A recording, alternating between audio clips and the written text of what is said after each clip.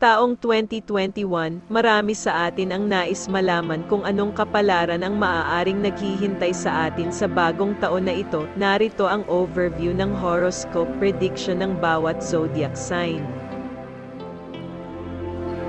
Ang taong 2021 ay malamang na isang taon na may mabibigat na biyahe na maaaring makaapekto sa iyong buhay. Ayon sa Capricorn horoscope, ang taon ay maaaring gawing introspect ka sa iyong mga aksyon at maaari kang maudyok na gumawa ng mga pagsasaayos. Ang mga pagbabagong ito ay maaaring magpasya sa hinaharap ng iyong mga pagkilos. Sa katunayan, ang desisyon na maaari mong gawin ngayon at mga aksyon ay magpapasya sa kinalabasan sa loob ng isang taon. Sa makatuwid, iminumungkahi ng mga dalubhasang astrologo na siguraduhing malalim ang iyong pag-iisip bago magpasya at gumawa ng pagkilos.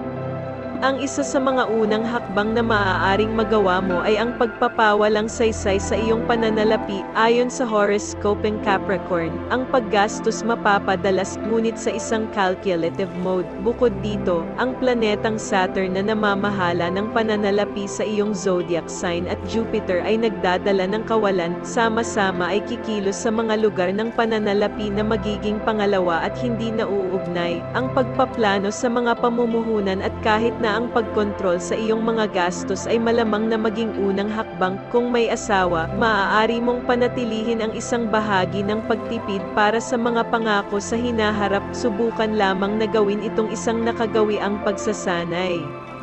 Kung nagpaplano mag-asawa, ang taon ay napakahusay na magpasya. Simula Enero 2021, magdadala ang taon ng maraming magagandang panukala para sa kasal na maaari mong isaalang-alang. Ang magandang bahagi ay maaari nang ikasal ang taong handa na at nasa wastong edad na. Sa mga newly subscribe, welcome sa ating channel. Atin pong tatandaan na ang general horoscope ay gabay lamang at ikaw pa rin ang may desisyon sa iyong buhay. Peace and prosperity to all. Salamat.